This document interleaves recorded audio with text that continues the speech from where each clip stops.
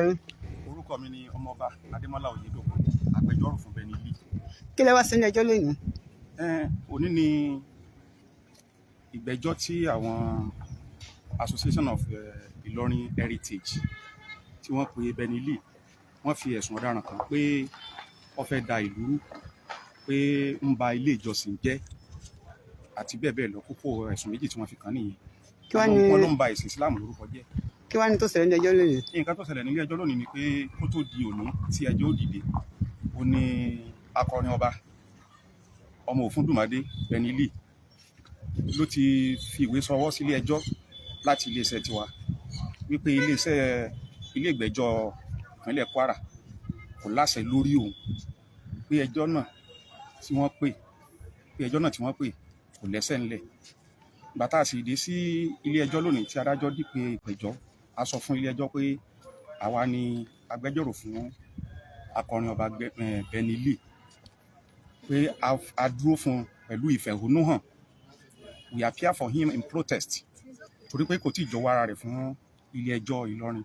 He has not submitted himself to jurisdiction. A sì jẹ́ kó wá sí ìrántí ilé ẹjọ́ wípé Benny Lee ti fìwé ránṣẹ́ sí ilé ẹjọ́ wípé ilé ẹjọ́ ò ní agbára láti ṣe ìgbésẹ̀ kankan lórí òun. Tí ilé ẹjọ́ bá tiẹ̀ wá sí ìgbésẹ̀ kankan, kí ilé ẹjọ́ kọ́kọ́ yanjú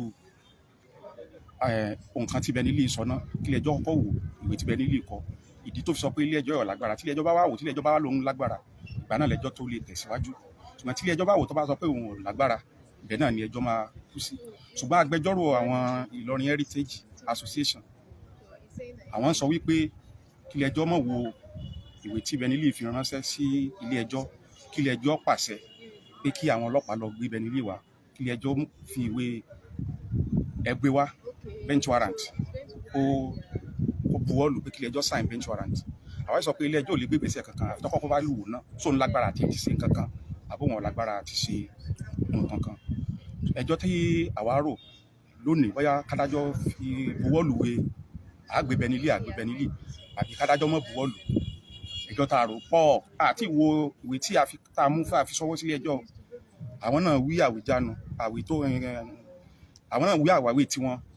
Ṣùgbọ́n nítorí pé ẹjọ́ tá a rò sílẹ̀ pọ̀, ẹjọ́ tí àwọn náà rò sílẹ̀ pọ̀ lórí pé bóyá ilé ẹjọ́ kọ ìwé ẹ lọ gbé wá tipátipá àbí ilé ẹjọ́ ò ní kọ ìwé ilẹ̀kùn, ládájọ́ fi wá rò wípé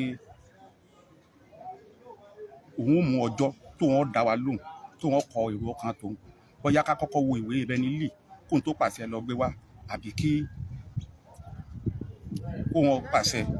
Ṣùgbọ́n ilé ẹjọ́ ti sún ìgbẹ́jọ́ náà sí ọjọ́ 6 oṣù kẹjọ 6th of August láti sọ èrò ọkàn rẹ̀ lórí ẹjọ́ tá a méjèèjì rò lẹ́nu àti láti ṣe ìgbẹ́jọ́ lórí ìwé tí Benny Lee tó fi ránṣẹ́ sí ilé ẹjọ́. Ní ṣókísà, kí ni ẹ̀sùn tí wọ́n fi kàn ní ẹ̀wọ̀n? Ẹ̀sùn tí wọ́n fi kàn ní wípé wọ́n ní ó ba ilé ìjọsìn jẹ́. Wọ́n fi àwòrán kan síbẹ̀, wọ́n ló gbé ìkòkò kan tó kẹ́yìn sínú ẹ̀, wọ́n ló gbé lórí àlùkùránì. Wọ́n ló ti sọ wípé àlùkùránì ó ti di ìwé yẹpẹrẹ nílẹ̀ Yorùbá. Ẹ bá wọn dárúkọ yín lẹ. Adémọ́lá Oyèdòkun lórúkọ mi, tí gbogbo èèyàn mọ̀ sí Adémọ́lọ, Tí ẹ jẹ́ agbẹjọ́rò fún akọrin ọba Benny Lee. Ẹ ṣé àdúpẹ́. Tẹ́ ẹ bá sì ń darapọ̀ mọ́ wa ní ilé ẹjọ́ náà ni a sì wà. Ẹ jẹ́ ká gbọ́ lẹ́nu àwọn agbẹjọ́rò Ìlọrin Heritage. Ẹ jẹ́ ká gbọ́ lẹ́nu tiwọn náà. Ẹ máa bá wa ká lọ.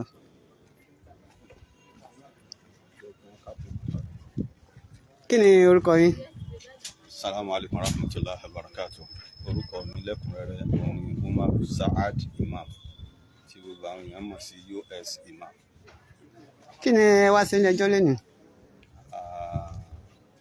Arákùnrin kan tó ń jẹ́ Benny Lee tó wà lórí social media, òun la gbé wá sí kóòtù lórí àwọn ìgbésẹ̀ kan tó gbé tí lójú títí wa táwa rò pé ó tako òfin, àmọ́ kóòtù ló lágbára láti sọ pé ó tako òfin àbí kò tako òfin. Mi ò ní sọ ju báwọn lọ torí pé kéèsì sì wà kóòtù. Kí wá ní tó ṣẹlẹ̀ nílé ẹjọ́ lónìí? Àti pé kí ni rẹ́sùn gan lẹ fi kàn án? Ẹ̀sùn tá a fi kàn án ni wípé ó ṣe àwọn póòsì kan ní social media pages rẹ̀ tó fi tàbùkù Islam, ó tàbùkù Quran. So lónìí tí ẹjọ́ yìí wà fún òun ni wípé ká kàn mẹ́nu bà á, àmọ́ nígbà tó ṣe wípé àwọn ọ̀nà tí kóòtù ti fún wa níyọ̀ǹda pé ká fi sáàbù rẹ̀ kò àti ìrí ṣe pé àmọ́ nígbà táwọn lọ́ọ̀yà ti wá àá jẹ́ kí kóòtù ọmọ ìpín nígbà táwọn lọ́ọ̀yà ti wá àwọn ajẹ́kù ti mọ̀ pé kéèsì yìí wà nílẹ̀. So àìwá rẹ̀ àwa bẹ ilé ẹjọ́ fún àwọn kan tó yẹ ká bẹ̀ fún ìgbésẹ̀ tó yẹ kí kóòtù gbé lórí rẹ̀. Àwọn lọ́ọ̀yàsì rẹ̀ tó sì rán wa náà àwọn náà ti fèsì sí. Kóòtù wa ní ká fún àwọn kóòtù fún wa títí di ọjọ́ àlàmísì ọjọ́ 10 pé kóun fi sọ opinion tiẹ̀ lórí àròyé tí àwa àti àwọn agbẹjọ́rò tiẹ̀ tán tí a jọ ṣe.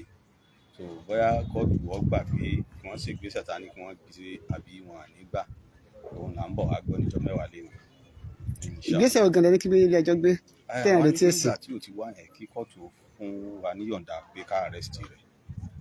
So àwọn agbẹjọ́rò rẹ̀ sọ pé kò rárá kò sí nítorí pé àwọn ti fáìlì pépà tá ń pè ní preliminary objection pé kóòtù lágbára láti gbọ́. So àwọn tá a ṣàròyé lé lórí nìyẹn. So àti ìgbọ́ preliminary objection wa àmọ́ pé nígbà táwọn ti fáìlì preliminary objection yẹn kóòtù lágbára láti pàṣẹ pé wọ́n arrest rẹ̀. So ìyẹn ni kóòtù ó wá decide bóyá position tí wọ́n lọ right ní bóyá títí wà ní.